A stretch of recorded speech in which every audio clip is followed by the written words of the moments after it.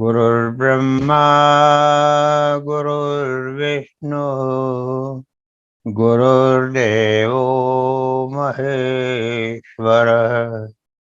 गुरुः साक्षात् परब्रह्म तस्मै श्री गुरवे नमः।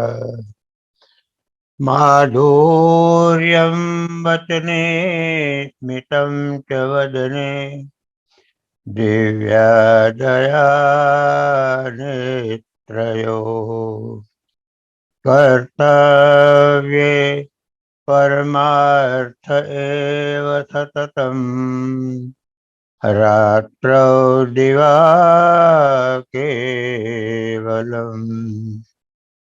चित्ते ध्यानमखण्डितं रघुपतेर् यस्य प्रभावोज्ज्वलम्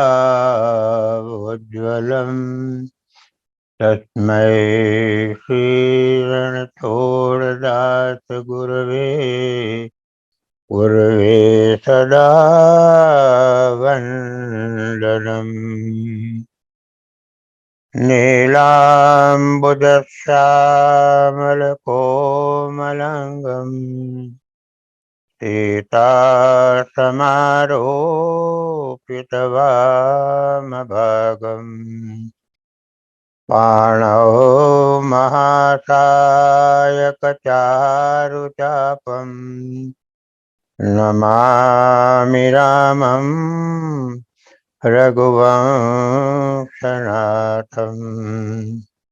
श्री सद्गुरुदेव भगवान की जय।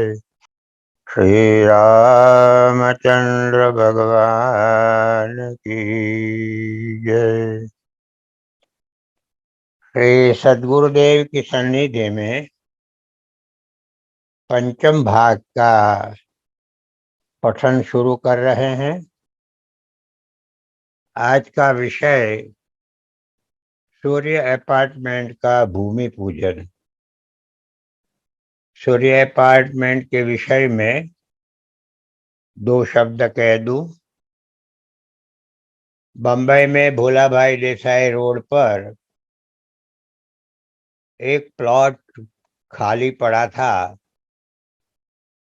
जिसमें पुराना मकान था और बड़ी बड़ी मार्बल की मूर्तियां भी उसके गार्डन में लगी हुई थी। लेकिन उस मकान में कोई रह नहीं पाता था और उस कारण वो बिकता नहीं था। वालजी भाई सैयदपाल गुरुदेव के भक्त थे। उन्होंने गुरुदेव से आज्ञा लेकर और उस भूतहा मकान को खरीद लिया। खरीदने के बाद वहाँ भूमि पूजन हुआ। उसकी घटना ये है। बंबई में 16/5/64 आज सुबह श्री गुरुदेव ने कहा कि तू हमारे साथ में ही चलना।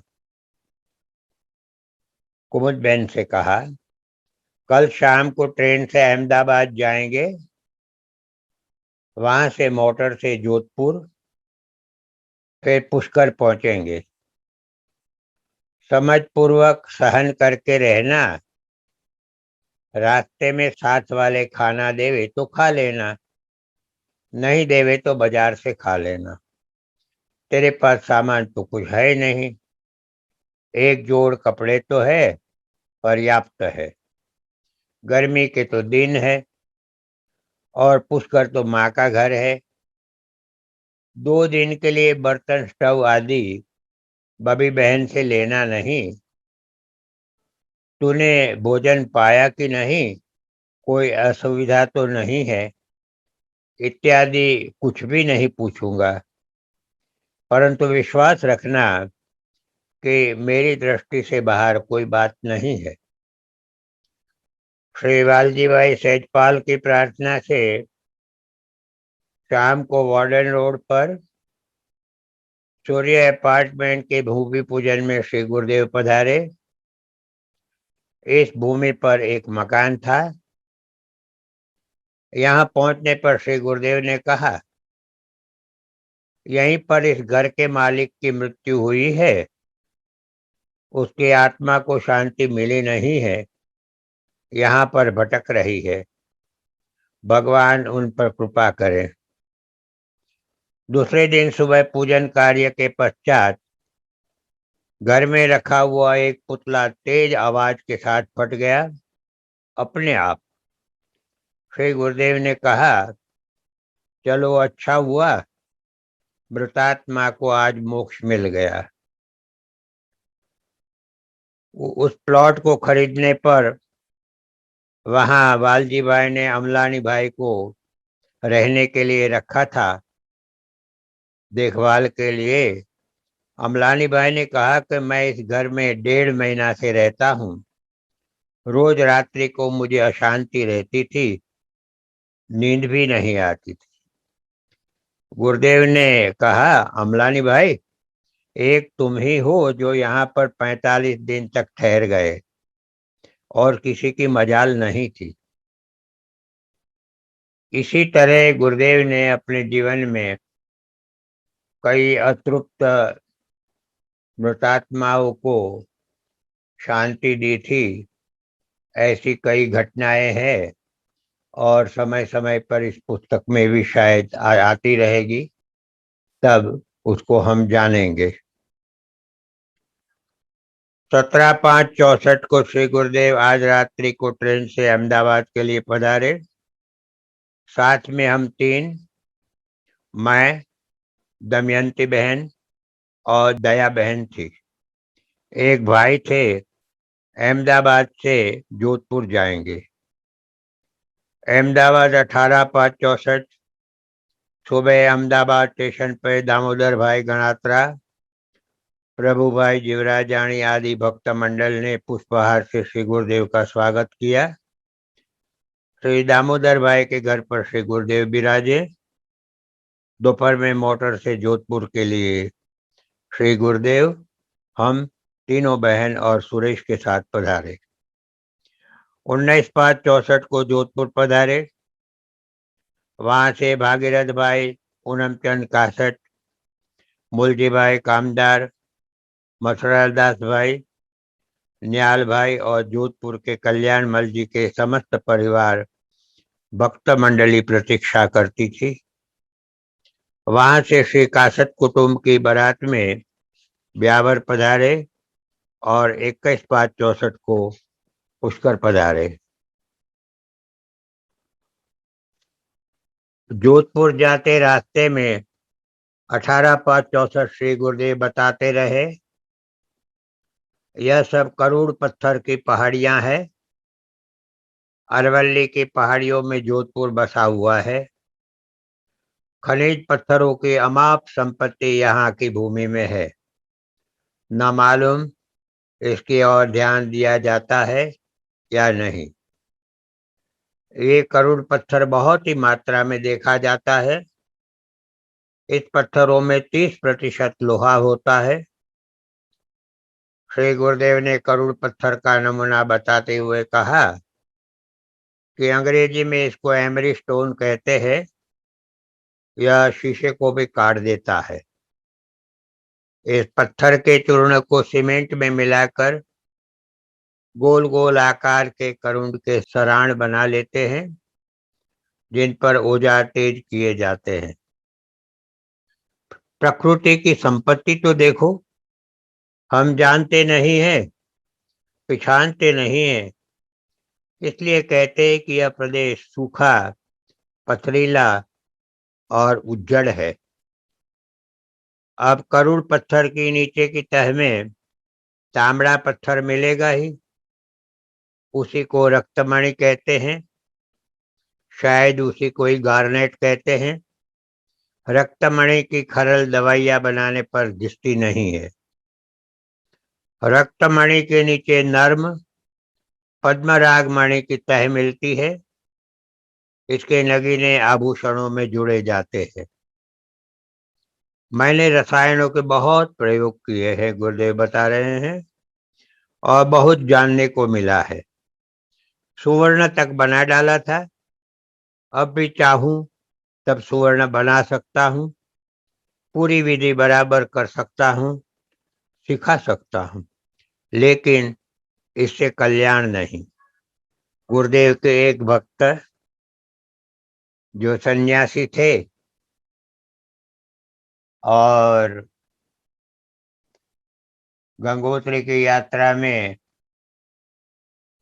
जो समूह जा रहा था गुरुदेव के साथ, उसमें उनके साथ मैं चलता था। करीबन 1962 की बात है। जो सन्यासी थे, संत थे, युवा संत थे, उन वो रामायण पर काफी उनका प्रभुत्व था। रास्ते भर मुझे रामायण की चौपाइयाँ, दोहे, स्तुतियाँ इत्यादि सुनाते थे। एक चट्टी से दूसरी चट्टी जाने में 4, 5, 6 घंटे तक लग जाते हैं, और हम आनंद के साथ दोनों साथ में चलते थे। आगे आगे गुरुदेव एक डंडी में चलते थे, जिसको 4 लोग उठाते थे। उस वक्त बातचीत में उस संत ने मुझे कहा था कि गुरुदेव ने मुझे सुवर्ण बनाने के लिए विधि बताई थी और आज्ञा दी थी कि देखने के लिए कि यह विधि बराबर है कि नहीं, एक बार सिर्फ प्रयोग करना, भविष्य में आवश्यकता पड़े लोक कल्याण के लिए, तब इसका उपयोग करना।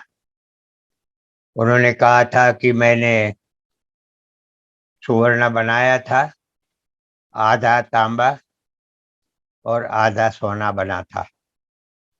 उसके बाद मैंने कभी बनाया नहीं। ये स्वयं उस संत ने मुझे कहा था, इसलिए मुझे स्मरण में रह गया है।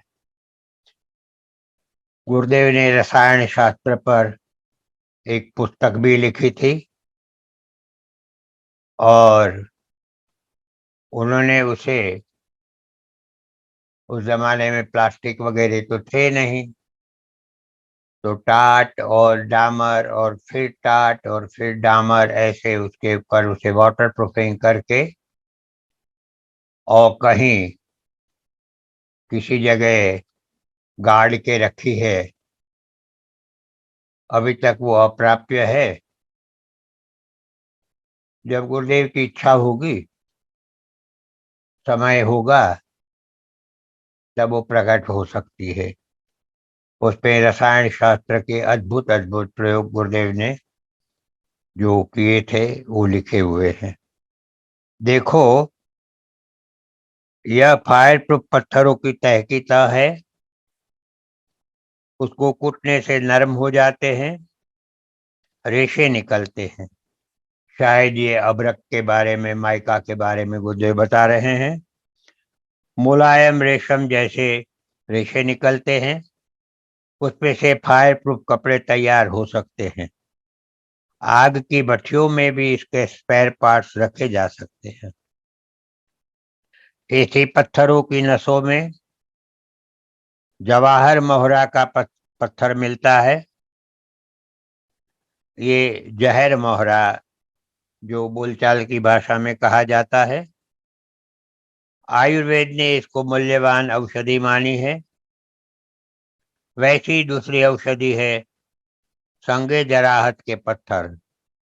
वे भी जोधपुर के आसपास में प्रचुर मात्रा में है। दंत मंजन में इसका चूर्ण होता है। कपड़ों और कागजों पर भी इसका उपयोग होता है। प्रपोली, बेंटोनाइट, हड़ताल, गोदंती, काला अकिक आदि और भी कई प्रकार के पत्थर संपत्ति यहाँ राजस्थान में है। आगे चलते हुए गुरुदेव निष्पृहता के पर कहते हैं, जैसे जैसे कोई विषय होता था या किसी का प्रश्न होता था या गुरुदेव अपने आप ही कोई प्रसंग छेड़ देते थे तो पूज्य कुमुदी बहन उसको लिख लेती थी। अब ये प्रसंग है निष्ठुरता का। पुष्कर में 21/5/64 से 27/5/64 श्री गुरुदेव रुके। उस वक्त निष्ठुरता पर कहा गुरुदेव ने, निष्ठुरता अर्थात अपने सुख दुख अपने वश में होना, किसी के कहने सुनने में नहीं आ जाना। कोई कुछ भी कहे, सुनते ही दुखी हो जाते हो या रोने लगते हो। कैसी कमजोरी है यह। किसी ने चाहे जो कुछ भी कहा हो, तुम अपने स्वयं के मन को संतुलित संतुलित भी नहीं रख पाते हो। फिर साधन क्या करोगे, क्या कर पाओगे। निष्ठुर ही तो होना ही चाहिए। खूब अपने अंतस्थ को टटोलना और हमेशा सत्य नीति का आचरण करना। ये दो बातें यदि है तो ही तुम निष्ठुर ही रह पाओगे। ये नहीं है तो तुम कदापि संतुलित भी नहीं रह पाओगे और न निष्ठुर ही और न निष्ठुर भी। भक्तजन, योगी जन, ज्ञानी जन या साधक जन अपनी समझदारी को लेकर आचरण में ठोस पक्का होकर निष्ठुर ही होते हैं। इसीलिए लोग कुछ भी कहें, उसकी प्रसन्नता या समत्व या ज्ञान भक्ति या योग आदि में कुछ बाधा नहीं आ सकती है। लोगों के कहने सुनने पर व्यथित होना, रोना धोना और अनशन बकवास करना, यह तो स्वयं अपनी त्रुटियां और असत्य आचरण की गवाही लोगों के सामने पेश करना है। इसे खूब समझो, सोचो, मनन करो। तुम क्यों इतने विचलित हो गए हो और ऐसी निम्न कोटि की चेष्टाएं क्यों कर रहे हो। पूज्य गुरुदेव भगवान के साथ कुछ बहनें रहती थी, शिष्याएं साथ में घूमती रहती थी जब जब समय मिलता था तब। और आपस में उन लोगों में कभी कभी अनबन या ऐसी बातें हो जाती थी। उस विषय में फिर गुरुदेव ये बातें उनको बताते थे। तुम्हें तो अपना संतुलन बनाए रखना चाहिए और केवल सत्याचरण में डट कर रहना चाहिए। लोगों के सामने तुम्हारा सत्य आचरण अपने आप प्रकट हो जाएगा। थोड़ा धैर्य रखना चाहिए। सत्याचरण में यदि कोई त्रुटियां आ गई हो तो स्वयं को संभालना चाहिए।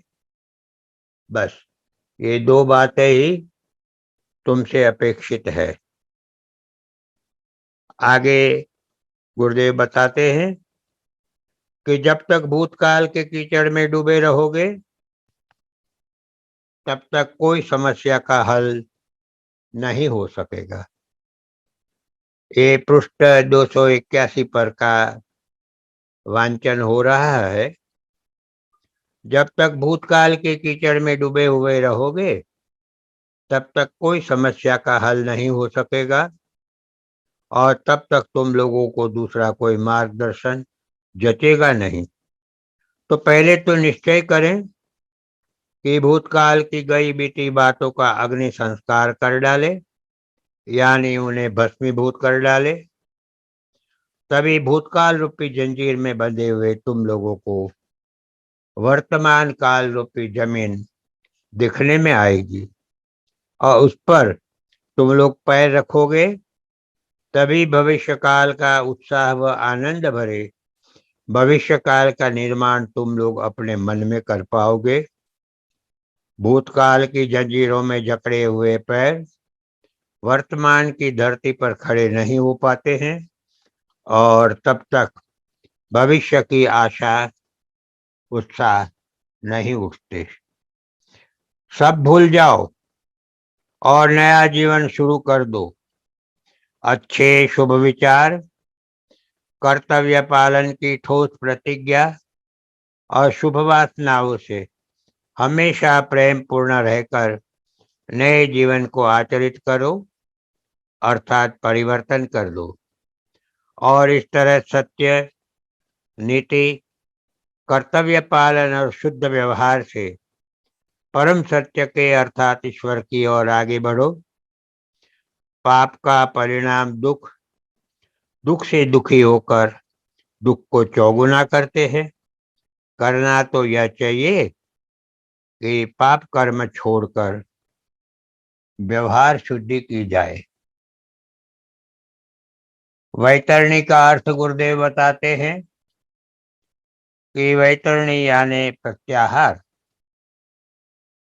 मानव समाज इकाई है, परंतु ऐसी इकाई समूह जीवन तो दिमक में भी होता है, चींटियों में भी समाज जीवन है। तात्पर्य कि इतने छोटे छोटे प्राणी में भी समाज जीवन है। मानव समाज का सही दर्शन तभी होगा जब मानवीय स्वभाव गुण धारण करे। वह मानव ही क्या है जो दूसरों को सुख न देवे, दूसरों के सुख व हित का सहायक न बने, तो वो मानव नहीं है। वैतरणी का अर्थ है प्रत्याहार करना। लोभ वृत्ति के शमन को दान वृत्ति से, क्रोध वृत्ति के शमन को क्षमा वृत्ति आदि आधान करके निम्न स्तरों की वृत्तियों को पार कर जाना। जैसे वैसे भी वितरण का अर्थ है बांटना। अपने पास तन मन धन व वचन जो कुछ भी उपलब्ध है उसे प्रेम पूर्वक सर्वलोक हिताय बांटना। बृहदारण्यक उपनिषद में कथा है कि प्रजापति ने अपने तीनों संतानों को द कहकर उपदेश दिया है। देवों ने कहा कि हम भोग प्रधान वृत्ति वालों का दमन करने का उपदेश हमें दिया गया है। असुरों ने सोचा और कहा हमारे में हिंसा वृत्ति की प्रधानता है, इसलिए हमें दया रखने का उपदेश दिया है। और मनुष्यों में लोभ वृत्ति का प्राबल्य रहता है, इसलिए उन्होंने दान करने का उपदेश दिया है। ऐसा कहा। प्रजापति ने संतोष व्यक्त किया और कहा कि तुम तीनों ठीक समझे हैं, उसी के अनुकूल आचरण करोगे तो निम्न वृत्तियों को पार कर पाओगे, अर्थात उच्च स्तर पर पहुंच जाओगे। 23/5/64 को पुष्कर से माँ और कृष्णा बहन के साथ श्री गुरुदेव के जोधपुर पधारे। श्री कासट परिवार की कन्या लग्न के निमित्त और 25/5/64 को वापस पुष्कर पधारे सबके साथ। श्री गुरुदेव ने भविष्य की परिस्थिति को इंगित करते हुए कहा, दैवी प्रकोप से भारतीय जनता उत्पीड़ित है। देश भर में त्राही त्राही मची हुई है। सैकड़ों गांव डूब जाते हैं, खेतियां नष्ट हो जाती है, हजारों मनुष्यों की जानें चली गई है, असंख्य लोग बेघर हुए हैं। लोग हैजा, मलेरिया जैसी महामारी के शिकार हो रहे हैं। अन्न औषधों का अभाव पाया जा रहा है। अधिकाधिक लोगों की जान खतरे में पड़ी हुई है। सोचो तो, बार बार अकाल क्यों? पहले छोटी छोटी नदी में तक बारह मास पानी भरा रहता था, कुओं में पानी बारह मास हमेशा रहता था। लेकिन अब भविष्य में मालधारी पशुपालक लोगों को पशुओं के साथ पानी की खोज में अपना घर बार, जमीन खेत, लोक व्यवहार छोड़कर दूर दूर अनजान अपरिचित स्थलों पर घास व पानी की खोज में जाना पड़ेगा। ऐसा करने में कितने लोगों का कितना समय, शक्ति व घर-बार का व्यर्थ नाश होगा। सूखा और बाढ़ केवल एशिया व अफ्रीका के अभावग्रस्त पिछड़े हुए और गरीब राष्ट्रों को ही क्यों परेशान करता है, अपना भोग बनाता है। श्रीमंत विकसित राष्ट्रों में सूखा पड़ा है, ऐसा अथवा बाढ़ आया है, ऐसा सुना है कभी? गरीब राष्ट्र है भारत और प्रजा अनपढ़ है। देश प्रेम की तो मालूम नहीं, लेकिन अपने अपने प्रदेश के प्रति अनहद बेमाप प्रेम है। प्रदेश प्रेम को लेकर देश के सभी प्रदेशों में आंतरविग्रह आजादी की प्राप्ति के साथ साथ शुरू हुआ है। ऐसे विग्रह करने में हमारी गरीबी या अमीरी, समझदारी या बेसमझदारी दिनों दिन पुष्ट होती आई है और अब तो बहुत तगड़ी हो गई है। क्या यूरोप, अमेरिका या विश्व के कोई राष्ट्र में सरहद, नदी, समुद्र या जंगल, पहाड़ है ही नहीं? या ये सब होने पर भी वहां खींचातानी का अंतर्विग्रह होता है? क्या बात है, इसका पता लगाना चाहिए और हमें शर्मिंदा होना चाहिए। यूरोप के कितने राष्ट्र हैं और सब पास पास में एक दूसरे से जुड़े हुए हैं, फिर भी हद, पर्वत, पानी का बंटवारा शांतिपूर्वक होता है और उनका विकास इसकी गवाही दे रहा है। प्राकृतिक प्रकोप के मारे आदमी को बनिए के व्यापारियों के शोषण, अधिकारियों के फर्जी मस्टर रोल और कम माप कर मजदूरी देने जैसे मानव निर्मित संकट से भी जूझना पड़ रहा है। पद और पैसे के धनी लोग आम आदमी की विपदा का हर बार अपने पक्ष में उपयोग करते जाए तो आदमी का विश्वास टूटेगा ही। चाहे सरकार प्रगति के 1 वर्ष की कितनी ही प्रदर्शनियां लगवाए, फिल्में दिखाए या विज्ञापन छपवाए। 25/5/64 शाम 4 बजे श्री गुरुदेव जोधपुर से पुष्कर पधारे। दर्शन प्रणाम करने वाले को कुशल पूछते पूछते कहा, कुशल कुशल ही पूछते, कुशल रहा न कोई, जरा मुई न भय मुआ, कुशल कहाँ से होय। पानी केरा बुदबुदा, इस मानुष की जात, देखत ही छिप जाएंगे, ज्यों तारा प्रभात। रात्रि को माँ, हरि भाई और कुमुदबेन कह रही मुझसे और रतनलाल जी जो वहां के पुष्कर के पंडा थे, बातें करते श्री गुरुदेव ने कहा, हरि भाई, कुमुद अब कुछ बोलती नहीं है, मौन वाणी से और बड़ी बड़ी आंखों की स्थिर निगाह से खूब झगड़ती है, कोई बात में हाँ ना नहीं करती है। माँ ने कहा, भोई सुलाऊं भूखे मारू, तन की काढ़ू खाल, इतने करते ना भूले तो पीछे करूं निहाल। आप ऐसा करते हैं तो कुमुद क्या बोले? हरिभाई ने कहा, नहीं नहीं, ऐसा बोलना तो अनधिकार चेष्टा है। मुझे तो आप कहते हैं वही याद आता है, गुरु कुम्हार शिष्य कुंभ है, घड़ी घड़ी काढ़े खोट, भीतर हाथ सहार दे, बाहिर मारे चोट। श्री गुरुदेव ने कहा, वाह, आप दोनों तो कुमुद के पक्षपाती है। अब मैं कहता हूं प्रेम छिपाया ना छिपे, जा घट पर घट होय, जो के मुख बोले नहीं, नयन देत है बोल।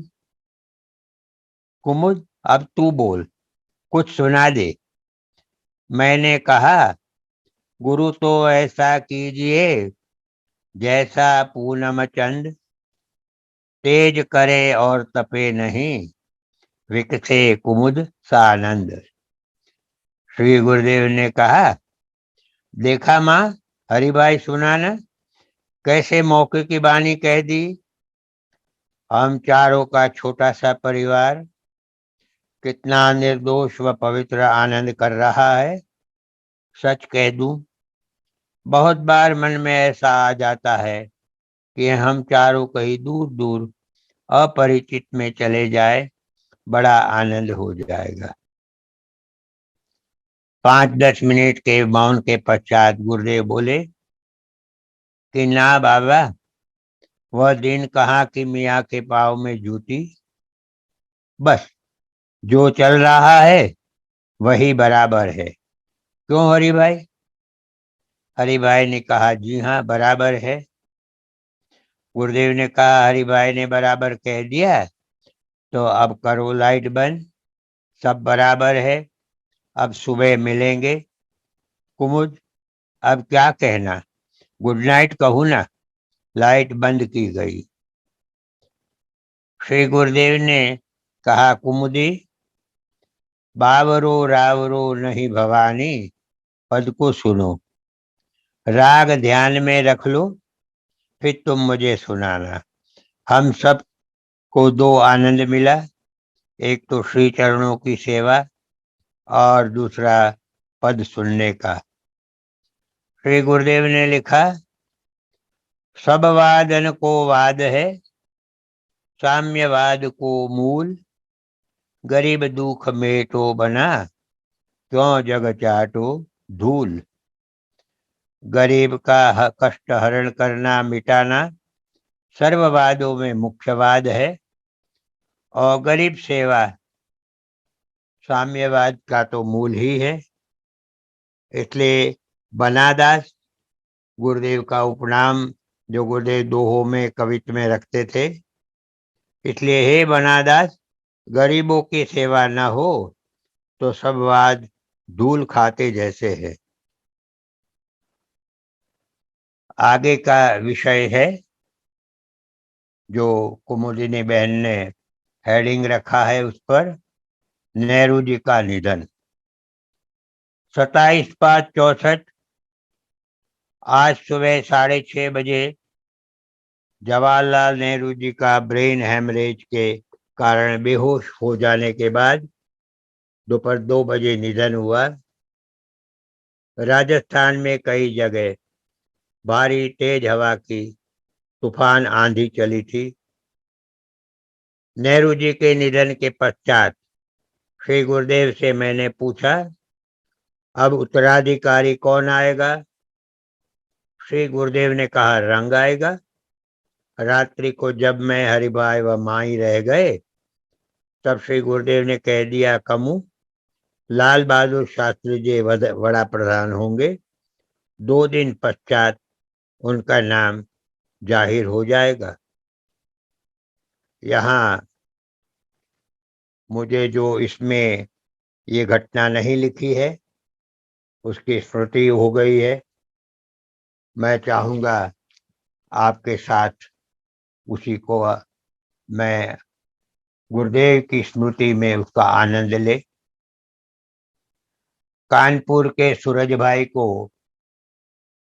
करीबन 6 महीने पहले गुरुदेव ने जवाहरलाल जी का निधन का समय बता दिया था, अंदाज,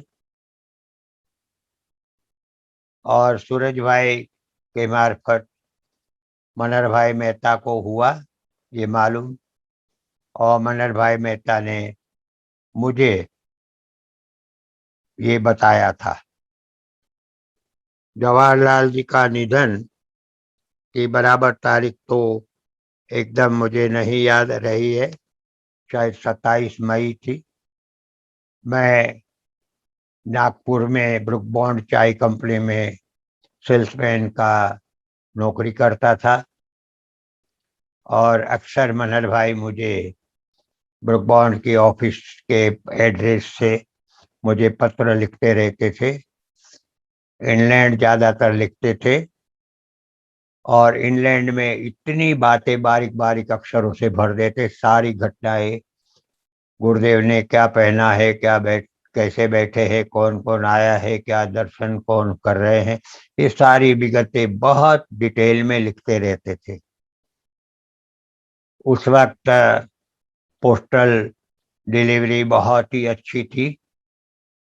बम्बई से लिखा हुआ पत्र दूसरे ही दिन बाय एयर नागपुर पहुंच जाता था।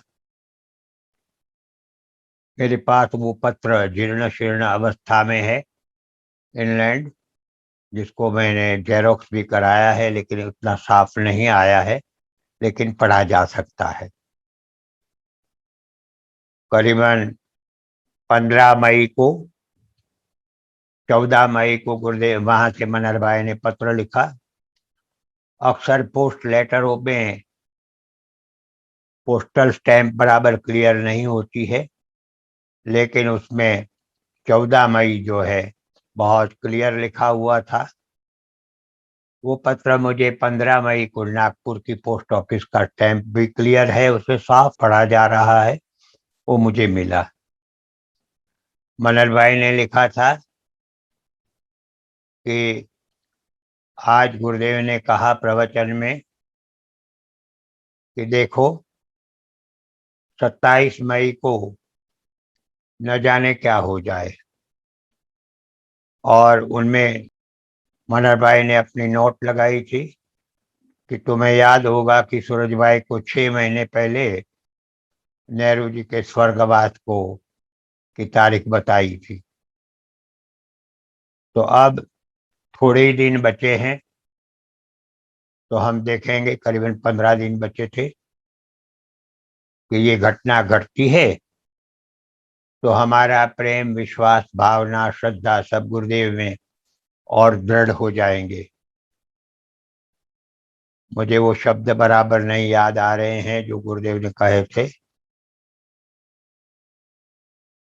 और 27 मई को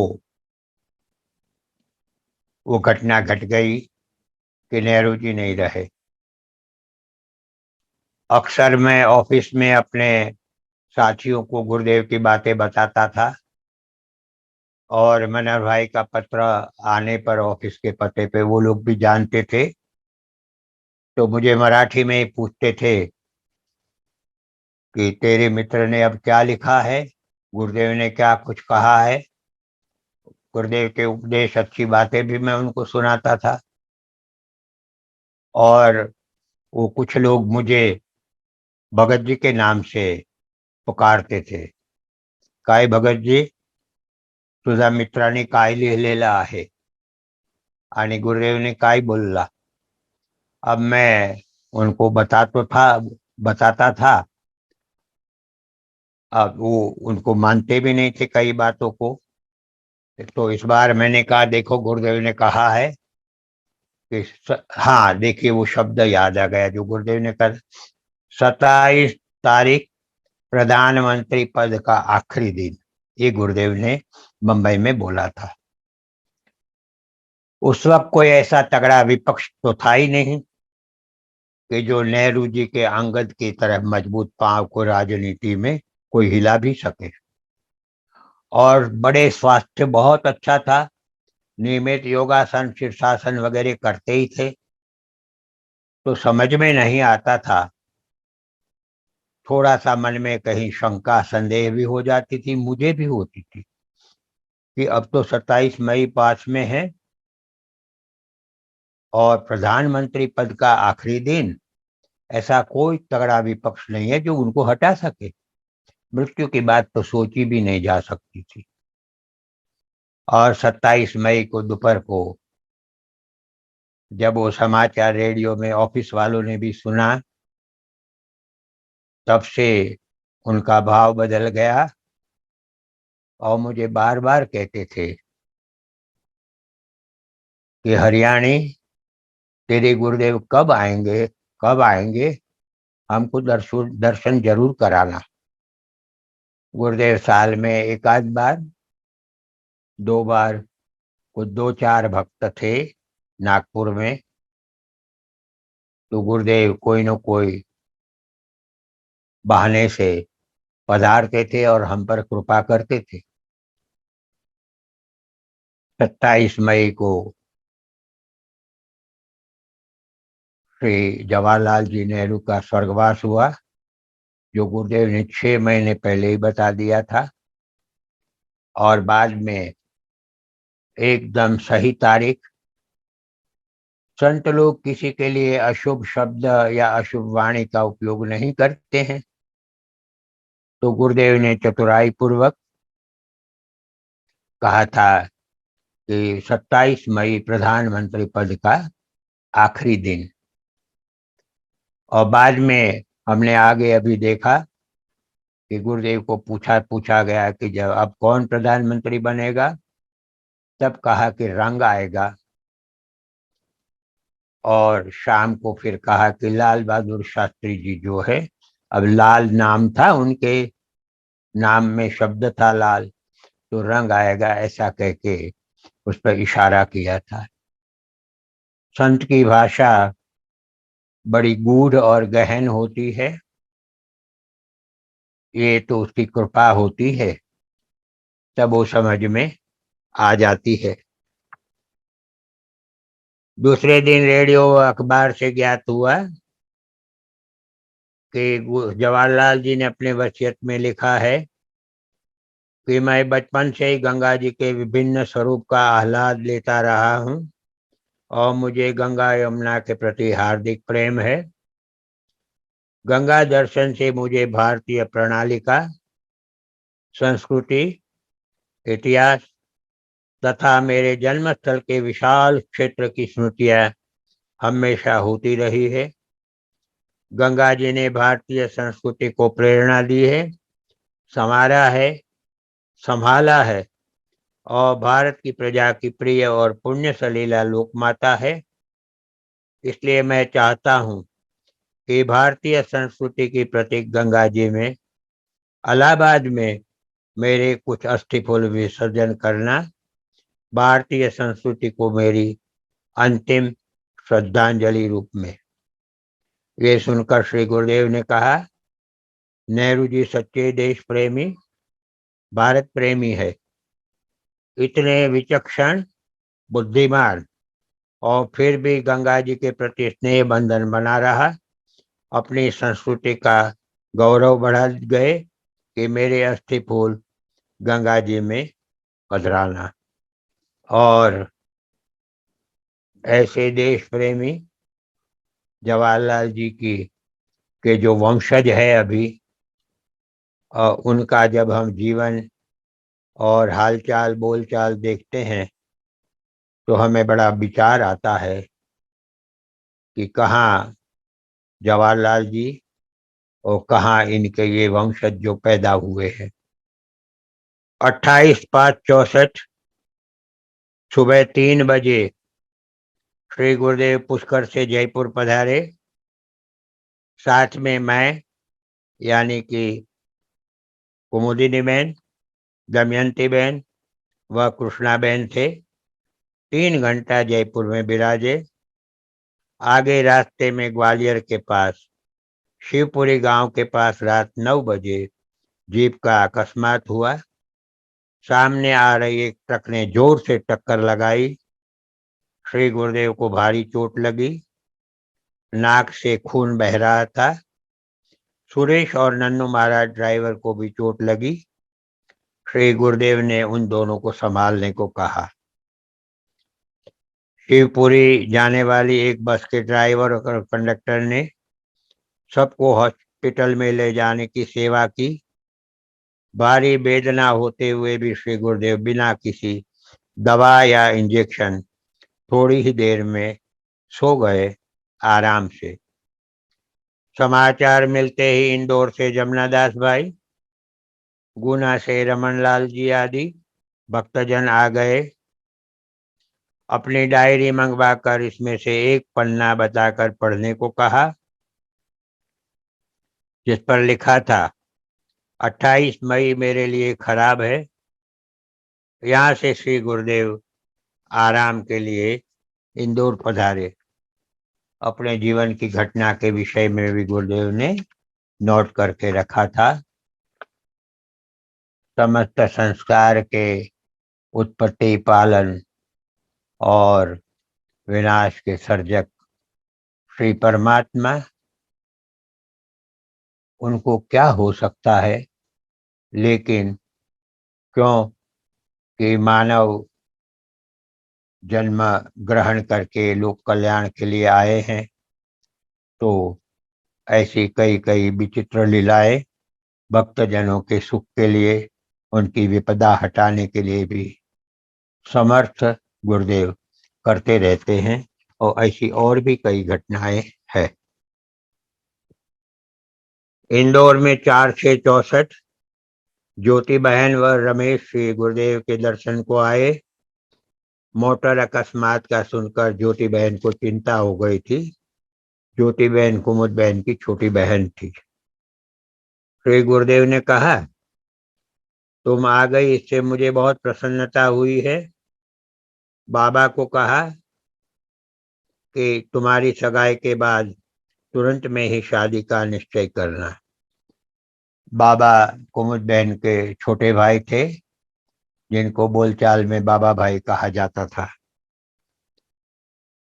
रमेश भाई ने कहा, गुरुदेव, शादी के पश्चात मैं और रत्ना आप जहां विराजते होंगे वहां आपके आशीर्वाद लेने को आएंगे। मुझे रावण जैसी भक्ति नहीं जचती है कि आशीर्वाद देने को आपको बंबई बुलावे। श्री गुरुदेव अत्यंत प्रसन्न हो उठे। रमेश की पीठ पर प्रसन्नता पूर्वक श्री हस्त फेरे। फिर मस्तक पर श्री हस्त फेरते कहा कि बाबा, भगवान से यही हार्दिक प्रार्थना करता हूँ कि तुमको सदैव सुखी निरोग रखे, निजानंद को खूब बढ़ावे। ज्योति बहन के साथ एकांत में श्री गुरुदेव ने बहुत बातें की। भोजन के लिए जाने का समय न रहने से श्री जमनादास भाई ने अपने घर से भोजन टिफिन में गुरु मंदिर पर ही मंगवा लिया। दोपहर में देरी से भोजन पाकर श्री गुरुदेव से बातें करते ज्योति बहन, रमेश और मैं, यानी कि कुमुदिनी बहन, शाम की ट्रेन से बंबई के लिए निकले। श्री गुरुदेव की सेवा में दमयंती बहन, कृष्णा बहन, बा और रमा बहन है। कुछ पत्र का उल्लेख कुमुदिनी बहन ने किए हैं। इन पत्रों में भी गुरुदेव के भाव, दर्शन, उपदेश, भक्तों के प्रति का प्रेम झलकता था। और पत्रों से भी गुरुदेव कई बार कईयों के जीवन में परिवर्तन कर देते थे। इंदौर 9/6/64 के पत्र में श्री गुरुदेव ने लिखा, प्रिय मेरी कुमुद, सादर आशीर्वाद। मेरा स्वास्थ्य ठीक है। रविवार को यहाँ से जाने का विचार था।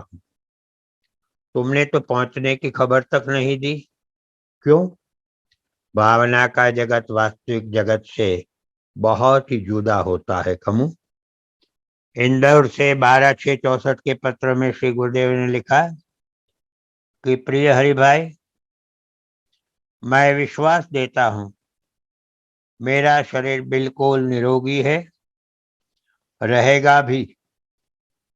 माँ, तुम कॉफी पर उतरो तो मैं हवा पर उतरूंगा, इसमें शंका नहीं। आप भोजन लो ताकि लकड़ी डालने का समय मुझे जल्दी ना आवे। यहाँ आज विश्राम लेंगे। करीबन समय होने आया है, शायद थोड़ा अधिक भी हो गया हो। गुरुदेव की वाणी का पाठ करते हुए मैं भी इसमें इतना मस्त हो जाता हूँ कि मुझे भी समय का बराबर ख्याल नहीं रहता है। तो सभी भक्तों को सादर सप्रेम जय सिया राम, जय भगवान।